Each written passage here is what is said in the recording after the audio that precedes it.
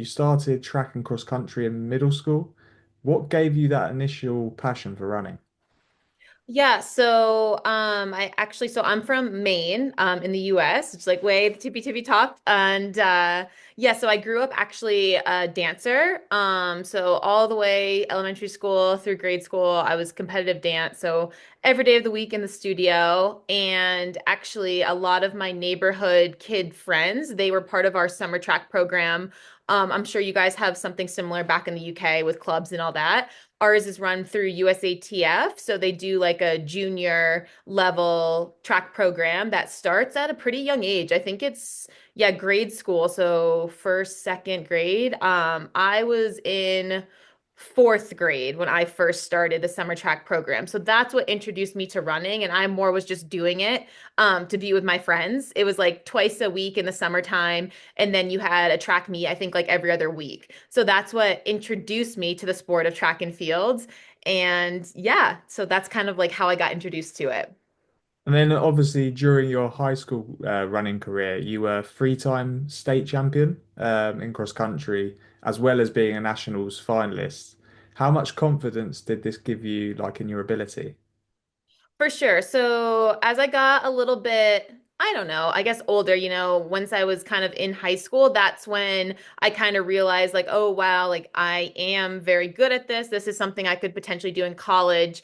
And like a lot of young females go through, I definitely had a little bit of like a dip when my body was like changing and going through all of those hormonal changes, probably in like the high school time. So that was kind of challenging because it kind of like my running definitely ebbed and flowed because it was like I was just like this young like spring chicken just like beating all of these high schoolers when I was in middle school, and then I got to high school and kind of had my first injuries and all that. And I did have a lot of success in high school, but like I said, it ebbed and flowed. So like making that national team, it's Foot Lockers out here. It's a really big deal. I did that as a sophomore.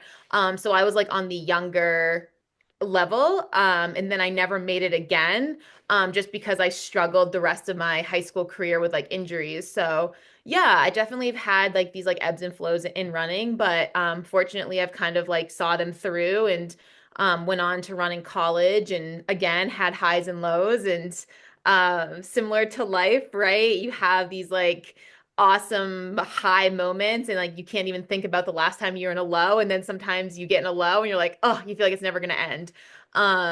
But back to your original question, yes, just again, like on paper it's like, oh, look at all these like high accomplishments, but there was definitely years and season of challenging times.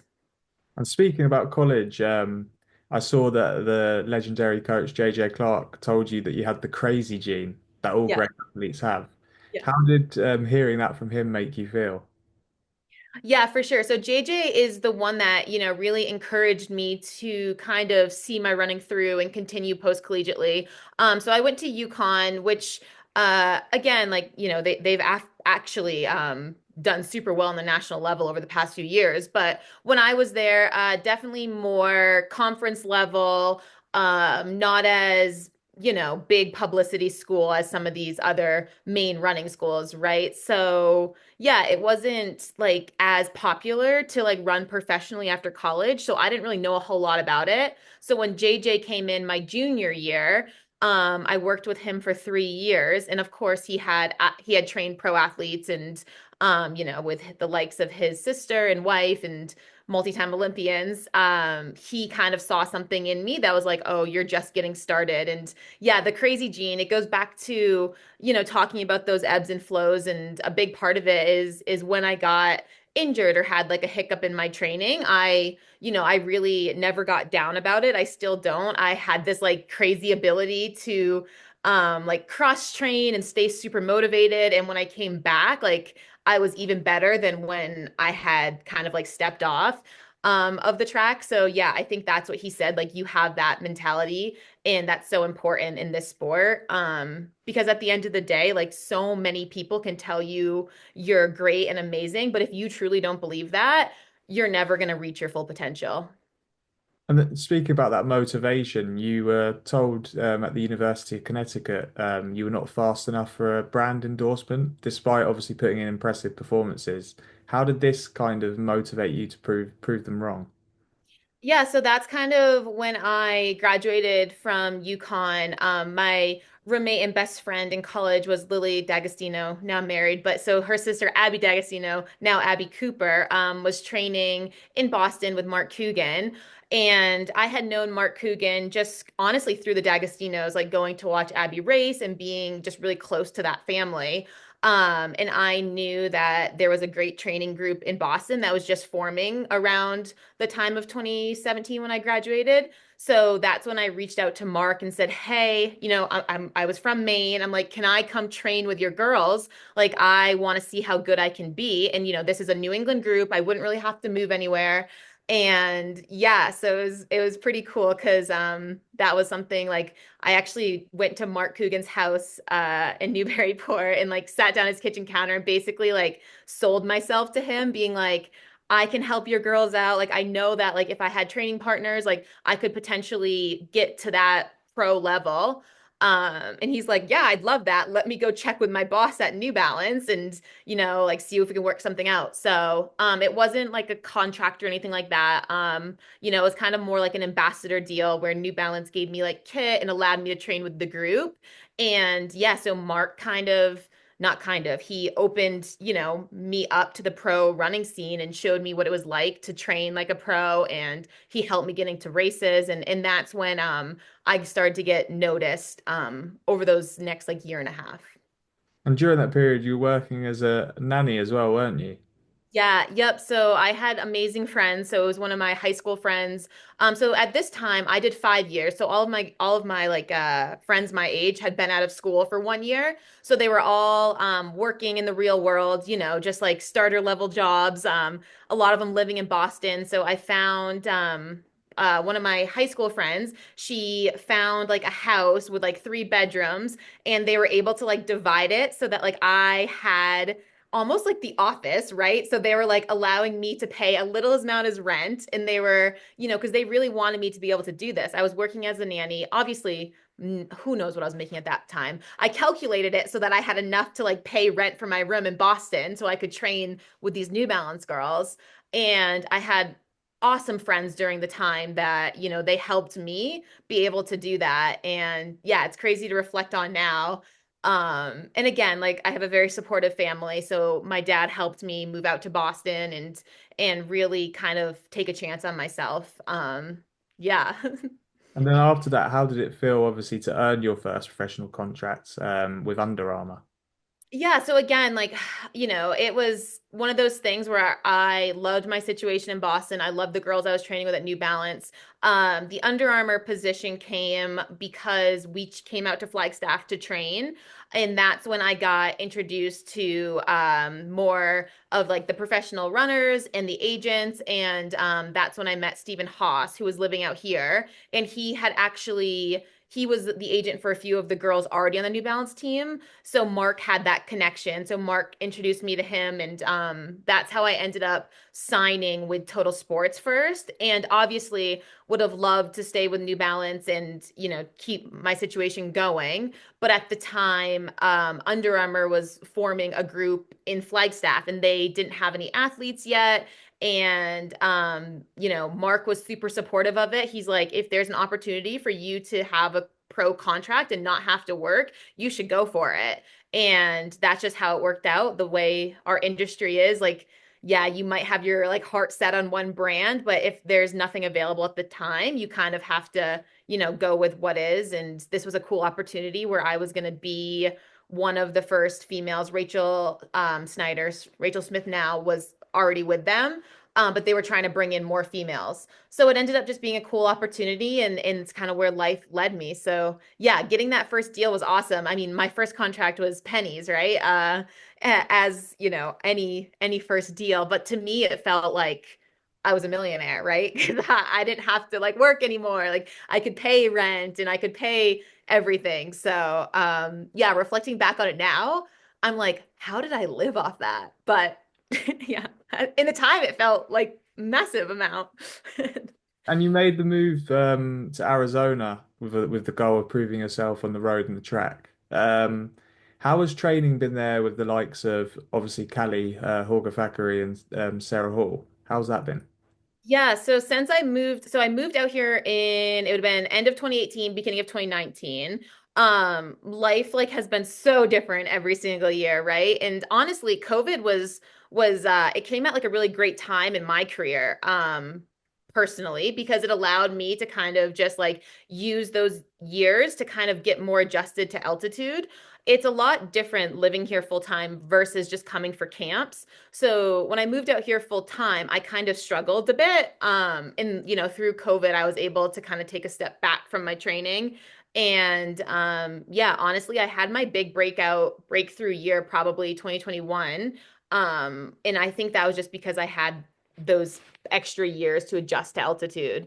And I've trained with loads and loads of different people throughout the years. And obviously in 2021, I left Under Armour and I left Total Sports and I made a change and yeah, was with signed with Adidas and I'm being represented by Josh Cox now. So it's again, it's part of our industry that there's changes a lot of times around like the Olympic cycles.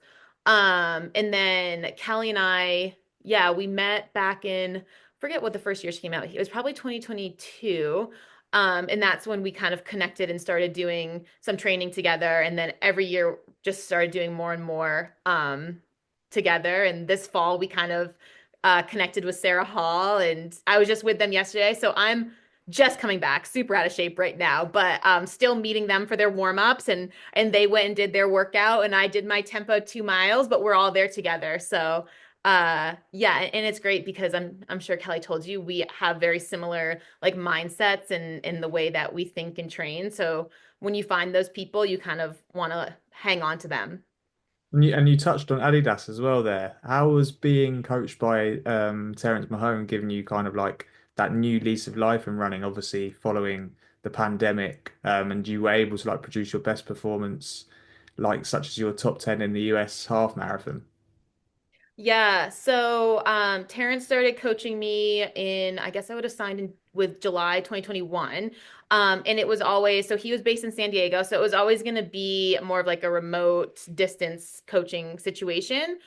Which as for me, like I kind of thrive in, like I'm very self-motivated. I like to have my own schedule. I like to do my own thing.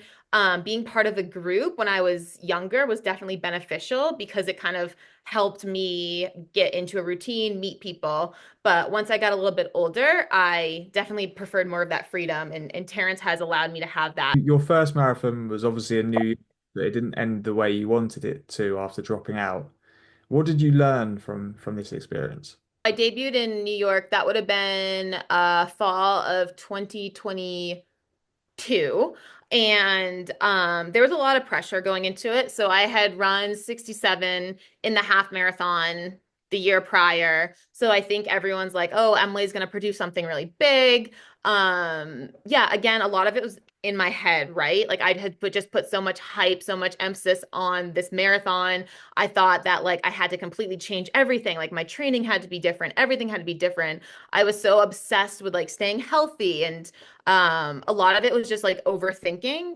And that's the biggest thing I learned because once I got to the start line, I was just so exhausted because I had been honestly, well, I mean, overtrained maybe, but just like burnt out mentally. So that was like the biggest thing I learned is marathon is just another race and not to, it's a little bit different because you can't bounce back and do another one the week after and the week after like you can like a 10K. But at the end of the day, I think the biggest thing I learned is that treating it like any other race mentally is going to help keep that pressure off that I put on going into the first one.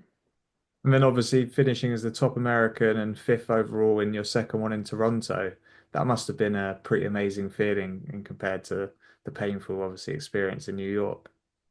Yeah, for sure. So I technically didn't have to run a marathon leading into the trials. I had already qualified through the half marathon and I didn't need to run a full marathon. But something in me, yeah, mentally and just a bunch of different reasons. I wanted to complete the distance.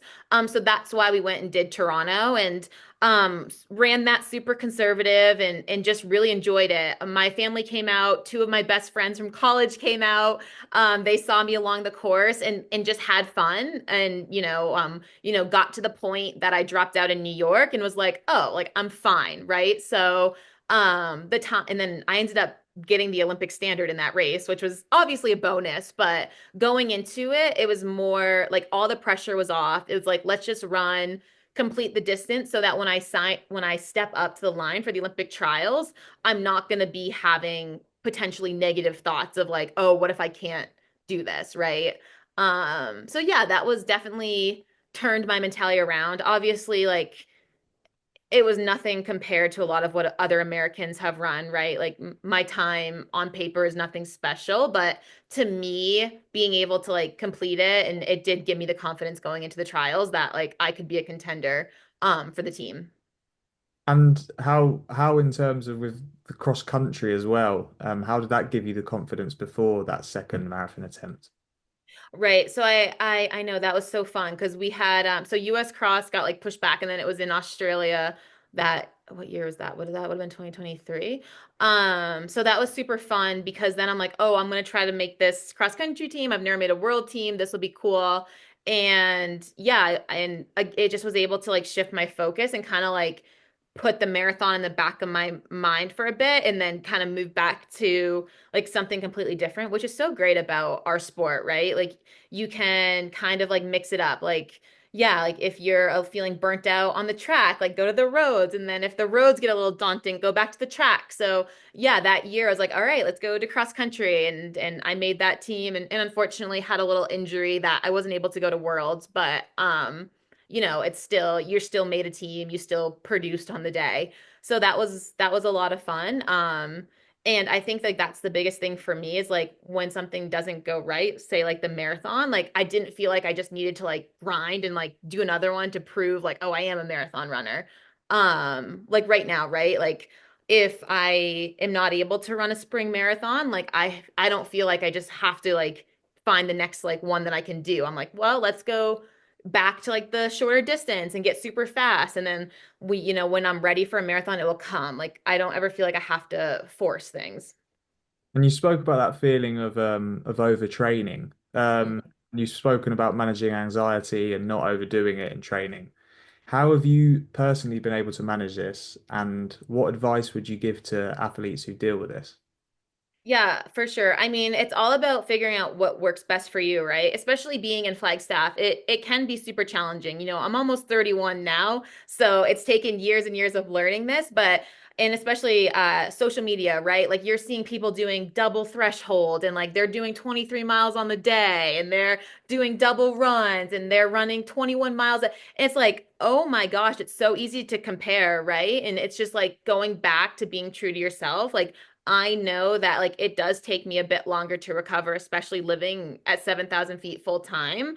I can't produce these crazy miles every single week after week after week. Yeah, so I think like it's hard to kind of take a step back, but at the end of the day, you need to be true to yourself. And like for me, the biggest thing is like I do a lot of like checking in with like my energy, right? Like I have a good feeling about my body and I'm very good at like if something feels off, like, all right, today I need to cross train or like, maybe I was supposed to double, but like I'm on the couch and I'm just like zonked. Like, what's the point of going and doing a 40-minute run right now? I need to let myself recover. And again, like I get there's points in especially marathon training where you're supposed to kind of like train on heavy and tired legs, which is it's a different that's different than running through like fatigue, if that makes sense. And I think a lot of athletes have a hard time figuring out the two, right? Same with injury, like being sore is okay, but being in pain is different. So it's just been years of being able to figure out the difference in those things. And I just want to touch on like the ultimate goal for you. Is the ultimate goal to compete in the Olympic marathon, or are your goals looking more kind of like at shorter distances? For example, you became US champion for the first time in the 10 miler last year. Yeah, again, it goes back to just like I'm not set on just one thing, right? Like I have lots of different goals for myself. I want to kind of see what my ceiling is in all distances and just be competitive across like all the different distances. I've learned that definitely I'm much more comfortable and competitive on the roads than the track. That doesn't mean that like I don't want to go potentially hit some like times on the track, but at this point in my career, I definitely think my best chance at making an Olympic team is in the marathon. But with that being said, at the end of the day, the US, the team is incredibly difficult to make. Everything has to, the stars have to align on that one day. And, the Olympics only come around every 4 years. So you never know what's going to happen. My goal is to get myself in the best position to be on that team in 2028. I feel like I did that for 2024 and I was a contender all the way until the very last 10K of that race. So yeah, I think that that's definitely one of my goals. But along the way, there's awesome things that I'll be able to do. And yeah, I want to run a fast marathon. I want to lower my PRs and all the events. And yeah, time is important to me, but I also like to race. Like I just like going out and competing and, winning. So yeah, that's huge. And finally, looking back, is there a message you would have given your younger self from where you are now, in terms of never giving up, never giving in to get where you are now? Well, I think it all goes back to that self-belief, right? So that's one thing, like, keep that self-belief, stay true to yourself and also be patient, right? Especially like when you're coming back like right now. Um it's crazy like how hard it can be and like to like not compare like, oh my gosh, like this every run feels hard, every workout feels hard, but like if you're just patient, it comes back. And I think it's really important to enjoy the process, right? Because like once you're fit and crushing it, that's great. But like it's those times that you are like grinding cross training and suffering on these runs and all the stuff that people don't see, like those are the true like test to who you are. And if you can get through those, that's when you're gonna perform well. And yeah, so I kind of like anytime that I feel a bit like sorry for myself or like, oh my gosh, I'm like, all right, just enjoy this because soon, you're gonna be fit, you're gonna be racing, everything's gonna come easy. So like this time that's hard, like yeah, just enjoy it.